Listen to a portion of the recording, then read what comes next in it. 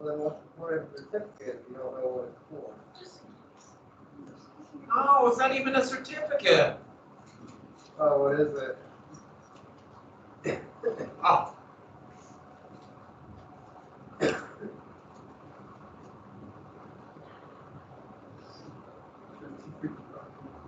Look.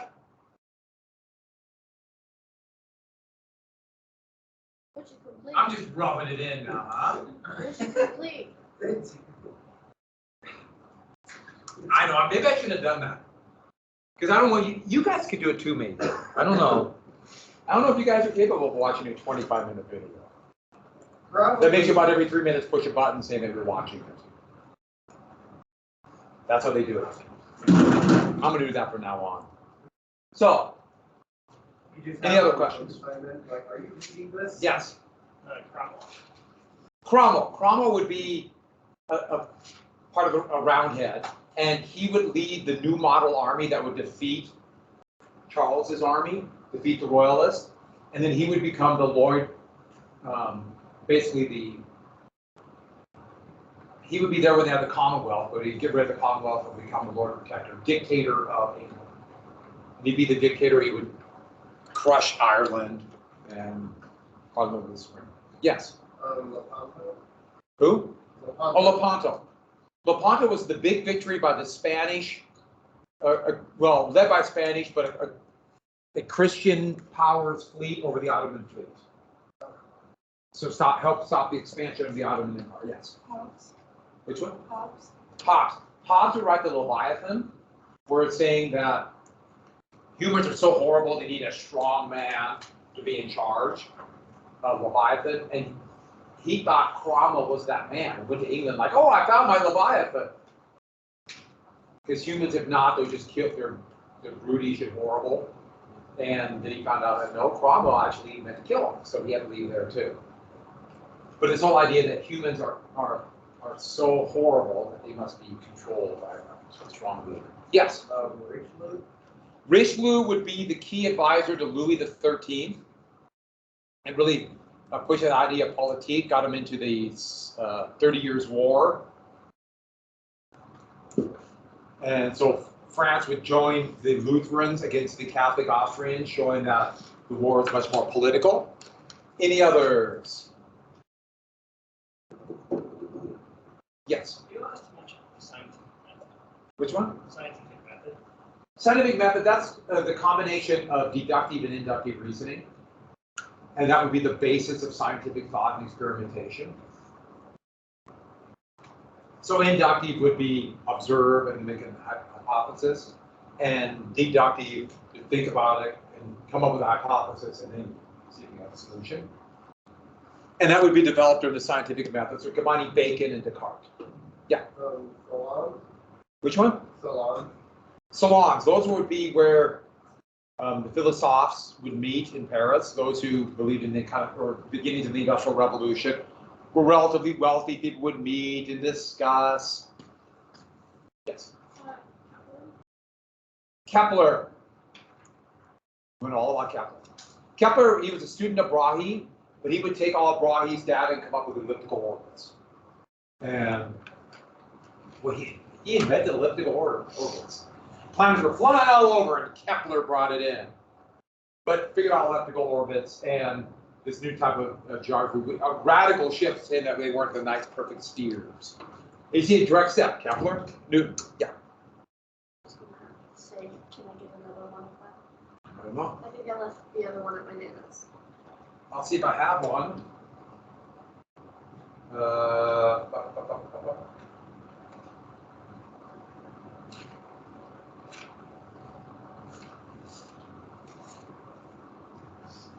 You're lucky. I'm lucky. I do have an extra one. Thank you. So that's lucky. Any others? Yes. Frederick the Great. He was the king of Prussia and be known as one of the enlightened despots. So do a little bit of reform of the legal system, even though he was still a despot and a king. But we'd also be best known for just barely his great military prowess, including surviving the 7 Years' War. Yes. Michelle. Rousseau. Rousseau was one of the most important philosophers of the Enlightenment, and his whole concept was that civilization is actually making people less free. Civilization and culture, men were everywhere born free and everywhere in chains. I'm mispronouncing it a little bit, but that's what I meant. And we're best known for writing the social contract, implying that people must give up a little bit of their rights and freedoms to protect their rights, and believe that government should function on what he called the general will, the will of all the people. But that wasn't sure if that means like the people in democracy or somebody speaking for the people. So he'd be used for both dictators and democracies. Any others? Any others? Any others? Yes. What is absolutism? Absolutism is this concept that the king is basically the state and speaks for the state. And so the monarch will make all decisions for the state. Monarch will make the laws, carry out the laws, and also be the court system and rule for the state. And so that's where you get Louis XIV's famous saying, "I am the state." And so that Louis XIV is a classic example of it. And all these divine right monarchs wanted something like that, where they have more control. Oh, and I should add, that means the nobility loses power, they gain power. That's why he had them all go to Versailles to hold his chamber pot. Yeah. Which one? This one. Oh, Diderot. Diderot would he would make the encyclopedia, kind of come up with a whole new way of thought process and indexing. He'd also advised Catherine the Great. Yes. What do you want us to say about slavery? Everything. Is there anything else? The big thing about slavery was, yes, there was slavery in the past, but slavery came out of colonization. So slavery as we think about it today, people around the world, that they needed workers for the sugar plantations. That's where it started.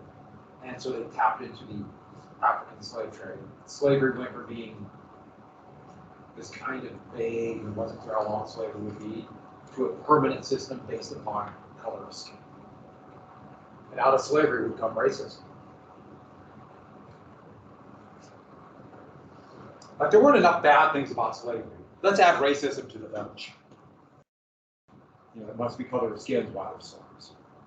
That was not created. In fact,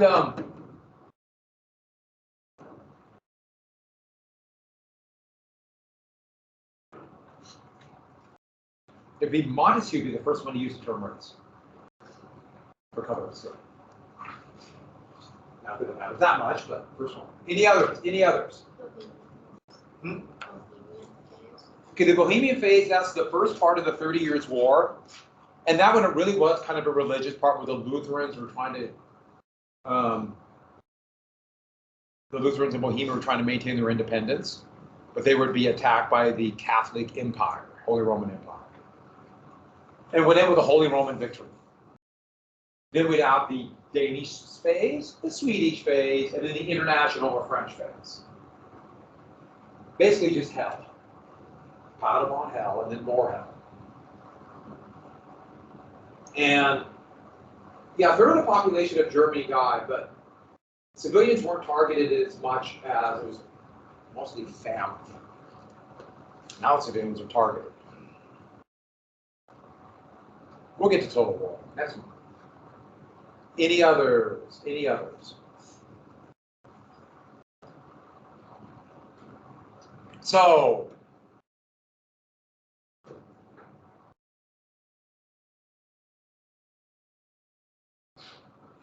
when I put down Aristotle on there, I'm talking about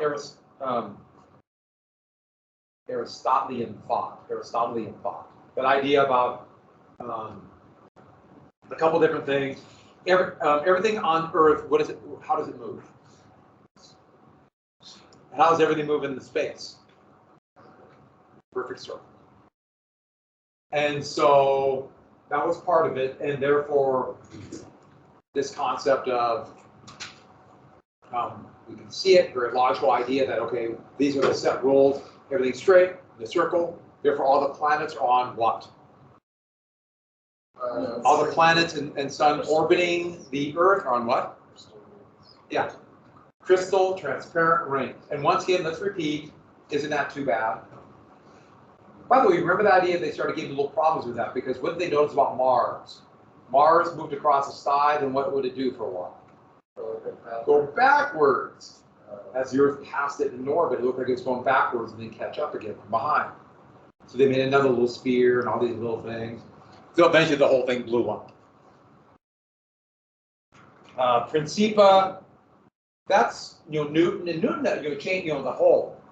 This would radically change the thought processes of Europe. This thing we come up with a fundamental mathematical formula to the world, but that also would lead to deism and the Enlightenment. If we can come up with natural laws for the universe, why can't we have natural laws for the government?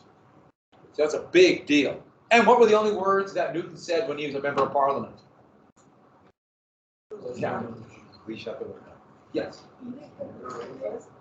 The what? The Eagle Knock. That was done by Henry V, the Good King, after all those horrible religious wars. That would basically allow for some religious freedom for the Huguenots in France. So religious freedom in France. Louis XIV would blow it out with the Edict of Fontainebleau. I just wanted to say Fontainebleau. Yeah. How do you say this? How do I say Baroque or Rococo? And that's a form of art that would glorify the church and divine right. Look how wonderful our kings are. If you ever go to those old, we should take a trip to the manor house. We got so many places to go. But those beautiful manors and the nobility. I mean, they let tourists in because they don't have any money, so that's how they pay for it. But all these glorious paintings, the glorious, look how great we are. That's Rococo. Yes. For 7 Years' War, do you want us to talk about both in the Americas and in Europe? Let's just focus on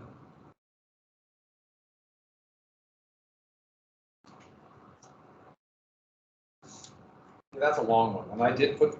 How about we either do these 7 Years' War, either do either one. How the Colonial War or the Federal? You choose which one. Sound good? Because that could be either. Just mention that ends with the Treaty of Paris. Just as long as you know, like the war was in the colonies, if you talk about a little bit about the one in Europe, or the war was in Europe, just a brief mention. Sorry, what did you say? What was so great about Catherine the Frederick? About what? What was so great about Catherine the Frederick? Well, Did they just name themselves? No. Part of Frederick's greatness was Prussia was a relatively minor kingdom, and by victories, winning the War of Austrian Succession and the victory in the 7 Years' War, that would lead him to becoming make Prussia greater, and Russia greatly expanded their borders with Catherine the Great. So they took most of what is now Ukraine. They would take under Catherine the Great. Any other questions?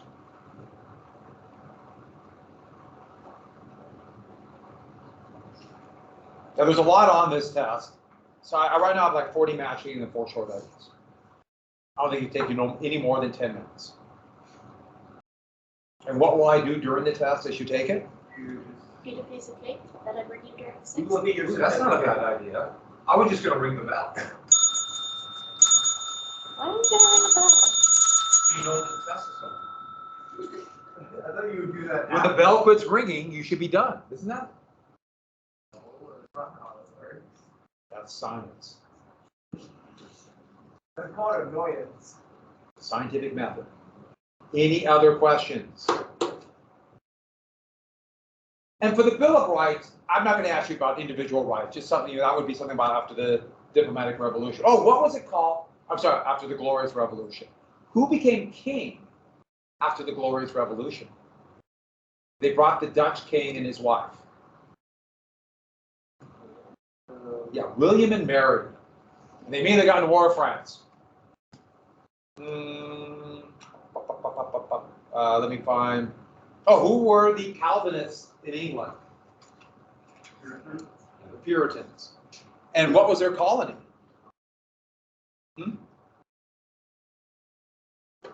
Say it again. That's Those were the separatists. So they didn't go as far as the Puritans. Wyoming. Massachusetts. Awesome. Maybe you said I didn't hear it. What was the horrible religious war in France? The terrible one, including the massacre of Huguenots. Yeah. War of the Three Henries. Yeah, War of the Three Henries. Who would defeat the Swedes at Poltava? And also do a beer tax. Yeah, Peter the Great.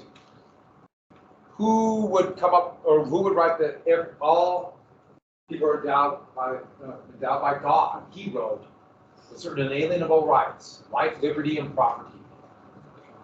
John Locke. What was the war Louis XIV would try to get his nephew as monarch of a certain country? It was trying to be a pretty bad defeat. Well, it wasn't a terrible defeat, but a humiliating treaty. What's that? That and before, but those didn't work out that well either. Yeah. War of Spanish Succession. War of the Spanish Succession. So I won't ask much about the Dutch wars. I mean, there's so many. There's so many wars. I didn't see the War of Spanish Succession. What is this concept that the creator made the universe by all these mathematical laws, then flipped the switch and sat back and watched? That's deism. Where was the Battle of Plassey, where Clive would bribe his potential enemies and win there and take over for his company? That's India.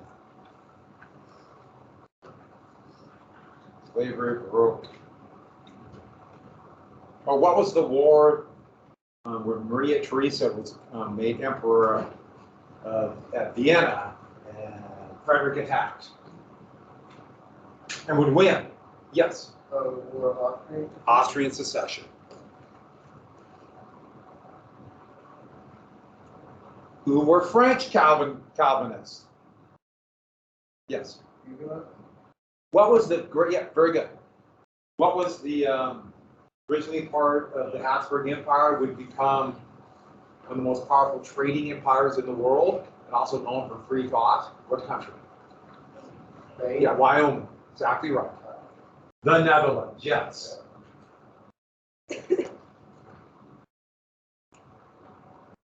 Otto, Huguenots, Henry Bohemian. Oh, who was the most important leader? Until he'd be murdered. Most important leader of the empire, the whole Roman Empire's forces in the 30 Years' War. Yeah. Wallenstein. Yep, Wallenstein. Do we need to know that he was scared of cats? Maybe. Be a good bonus question, right? Who was the Greek philosopher who everyone believed had fitted with Aristotle that everything revolved around the earth? Good. Kepler would do the elliptical orbits and do that. You said Ptolemy. Yeah.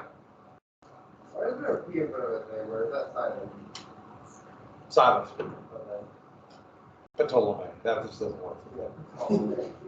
And we said separation of powers would be the most effective form of a government between judicial, legislative, and peace branch.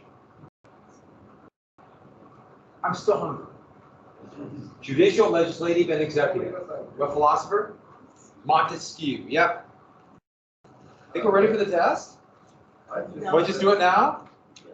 All right, clear your desk.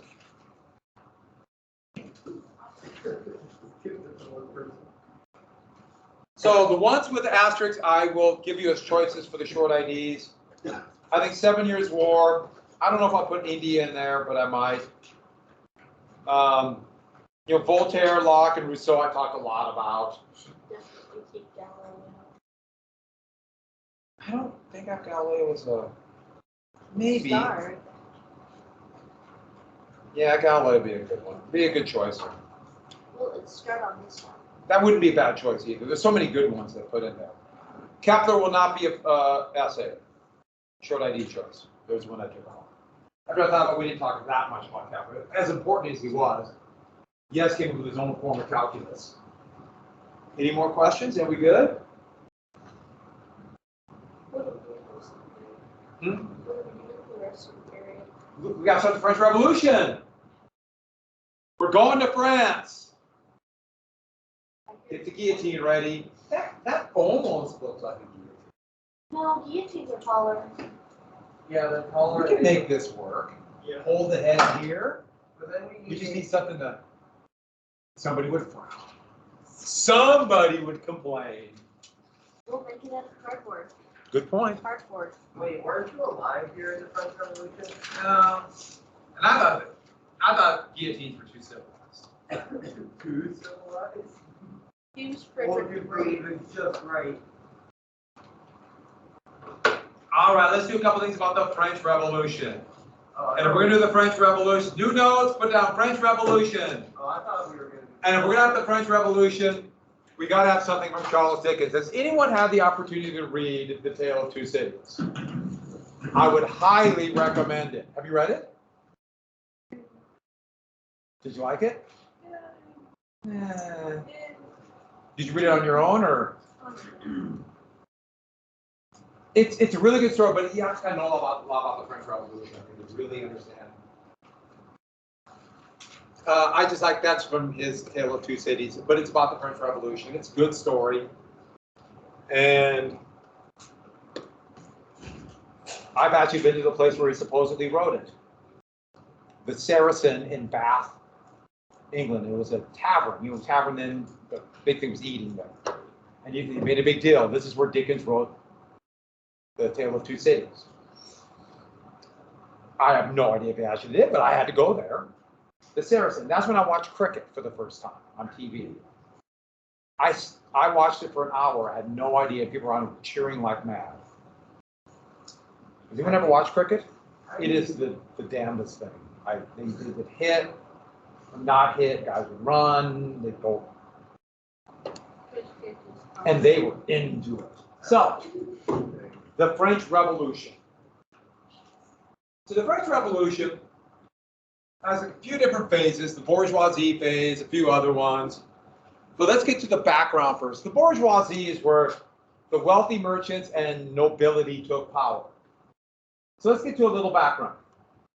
25 million people in France. What was the second year of bourgeoisie? 1792.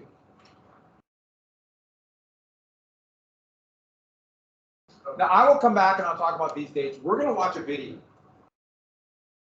My experiences during the French Revolution. We made a whole motion picture of it. It's going to be really exciting. Oh, I thought it was decisive battles. Do the birds really work for the bourgeoisie? The birds? Yes. Partridge? So, it was the wealthiest country in Europe. Now, that was a little bit misleading because England, the Industrial Revolution was about ready to hit. They were an exporter of most goods. They had all these skilled laborers who would work in their own homes. Their home basically doubled as a shop. They exported the few little, I'm going to call them manufactured goods, but they weren't machines. It was done all by hand. And more, by the middle of the 18th century, France was dominating culture. And it still kind of does. So many things are going to come out of French cultural-wise. And not as much as it used to.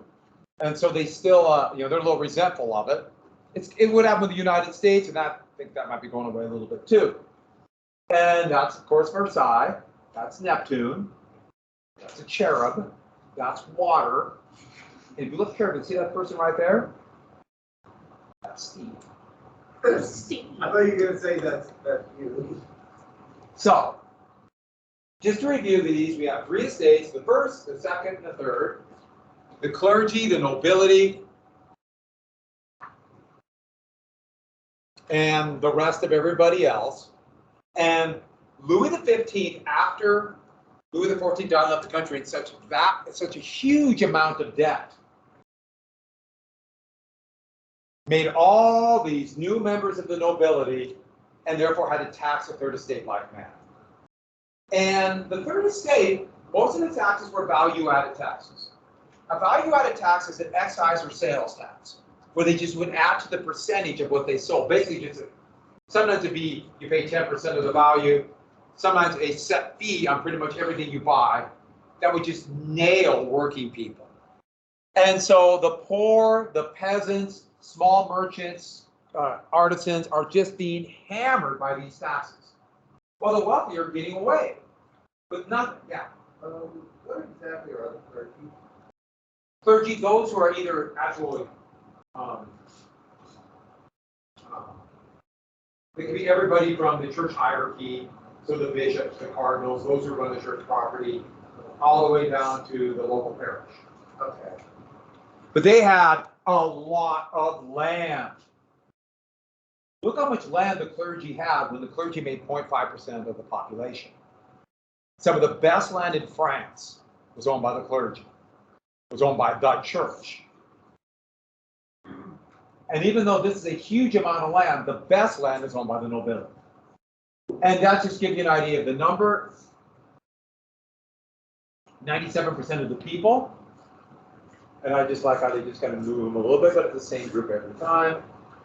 2% of the population, 25% the best, most productive land. So the third estate, the bourgeoisie, these included the merchants, more and more that new middle class, and I define you the middle class, for you the middle class before. There are people who can afford some of the trappings of an upper class life but have to work. Skilled artisans, these are the craftsmen, and there were so many in France. This is going to be a big deal because so many of these skilled artisans will be in France. They're going to resist the machines, but it won't hit here. And then they're going to be the ones who will be officers or sergeants in the new army. And so many would die after the war. The French would have this hole in artisans and be behind in the Industrial Revolution. Unskilled workers. Now, unskilled workers, they take all the other jobs. Doesn't mean they're not skilled, they just don't have a skill that they can charge for. And then peasants are those who work the land. Some were small farmers, some have land. And here, nobility, clergy, all riding the poor working class. Who's that in the far back? That one, I know this nobility, I don't know who that is. Is that like the king? It looks like the court system. That's what it looks like to me. So, these are some of the taxes. They had to pay so many taxes. And if you're a nobility, you have to pay it. So the tal was a land tax. And it was similar to a property tax, but it wasn't necessarily fairly administered. It was just, we're going to charge this tax at random. The tithe, that was a percentage of everybody's income that would go to the church, but more and more the tithe was being collected by government tax collectors, the king's tax collectors. And as you know, they would make sure that the money would be distributed to the very local parishes and things like that. Now, what I mean evenly distributed, what I mean is they just would pocket a significant amount of the money. Okay, there was something like an income tax, but the term income would have made no sense to pre-industrial revolution people.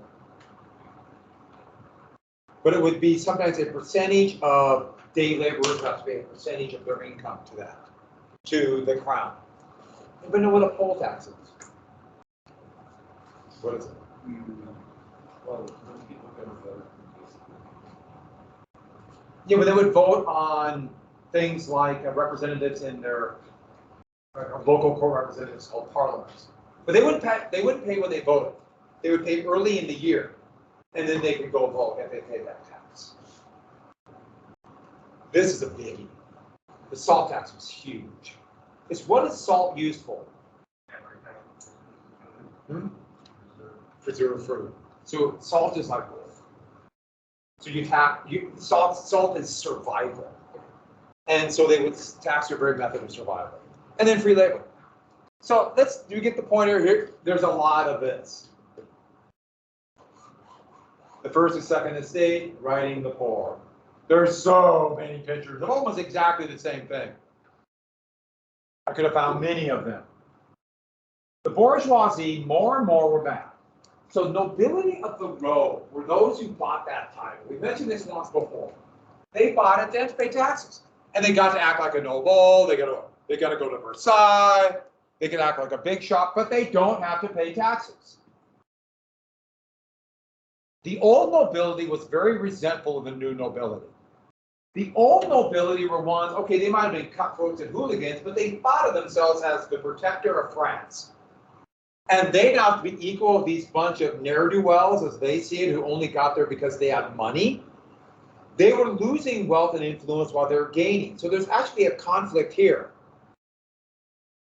And so you're going to get members of the nobility realizing this system can't last. By the way, church, this represents the second estate, standing on the third estate. See?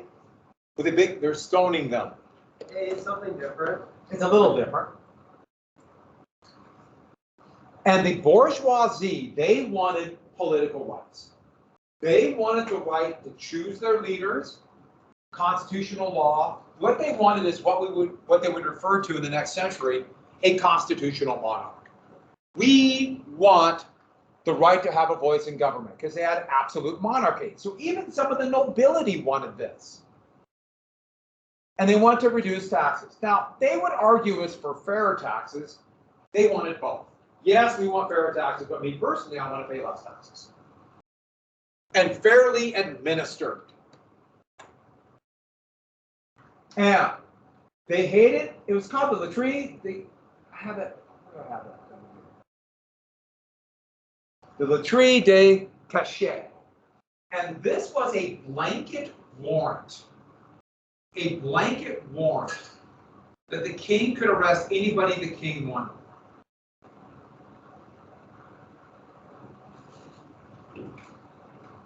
All they had to do is just arrest anybody they didn't like. No trial, no court. You have to tell them what they're being arrested for, just arrest them. And you can imagine how bitter that would make people. This concept that any time they could deprive you of property and freedom at any time the king wanted. Which of course would allow for the king to silence people. Nobody wanted to be arrested. And so, a few more things. This concept of liberty was beginning to grow. One of the ironic twists, the king actually kind of liked at first these salons where the philosophes could go talk about rights, because it made them feel like Paris is the cultural center, but at the same time they're bringing this concept that we all should have rights. And without a doubt, the American Revolution mattered. France joined in on the side of the colonists. The colonists never could have won without them. At least in the victory we have now, you know, what led to the United States now. They were broke after the War of the Austrian Succession, they were broke after the 7 Years' War, and now they're even in more debt.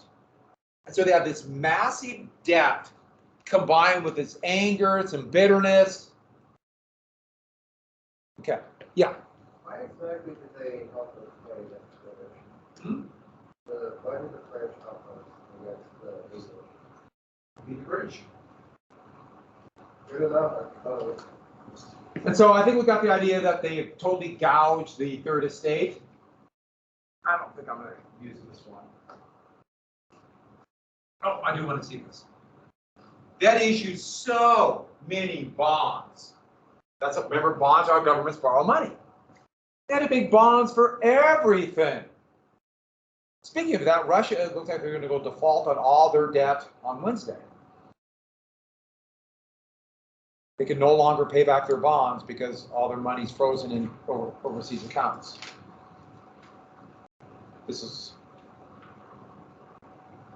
We live in amazing times, people. You guys are so lucky. It was so boring when I went to high school in the 20s. You guys. Wait, what, 20s? 1820s or 1920s? 20. No, 20. So, to get people to borrow, as we went into more and more debt, they had to get more and more higher and higher interest rates. Water. And people declare bankruptcy. They couldn't come out and say, oh, we can't pay back our debts, because if that would happen, the entire country might collapse. They've already gone default on their debts 2 different times. So what are they going to do? Keep gouging the state for more money. I should add, people wanted their money back in gold. That's the problem Russia's having with their debt. People want the money in euros or dollars. And Russia has rubles, which are pretty much worthless. That's why they go default. It'd be almost impossible for the United States to go default because we loan, well, in fact, we can't go default unless our country collapses. Because we pay back with dollars, and who makes dollars? We do. Yeah, we do. So, last thing. They have no central bank. They have no currency. They have no way to organize this. It would be a big deal when they make the Bank of France that would actually do the central bank. And so they had no way to organize their currency. Was it just gold and that's it? Was it just gold and that's it? Basically, gold coins. I mean, there would be, people would issue paper, like it's called strip of paper money, they say would be worth gold. So a better way to look at it would be a check. But are you going to trust them? You don't know. And so the point is, money just have all kinds of different values. Same thing's going to happen in the United States in much of the 19th century. So there's just a big bubble of debt. There's all this debt they can't get out of. So how do you get out of it? Tax more, borrow more. What happens if you have a really bad farm year? What happens if there's a famine? Yeah. People die. Also, how much time do we have? We got about 40 to 30 minutes. About a minute. That's where I quit. I'm quitting there. But we go bankrupt. It's coming. But they won't let it go bankrupt. They just can't do it. They're kind of stuck. So they're going to keep raising taxes. It's a crisis. And then they're going to have a really wet, cold spring. So what's going to happen to the crops? Tax everyone Yeah. a little bit lower. Why can't they do a little bit of tax on the nobility if they've got so much money? Yeah, on everyone. If you allow that, It's a problem. the nobility always claim they get their power from where? Their money. God. And if God can allow taxes on nobility, maybe the king isn't as powerful as the king says. The king feels trapped. Well, why don't you tax the clergy? Same deal. Divine right, you're taxing the clergy. Okay, and I don't. No, well, you said they're trapped, they're problem. And people are saying that, and the king, I can't do that. Can't do that. They'll fall apart. No one will believe.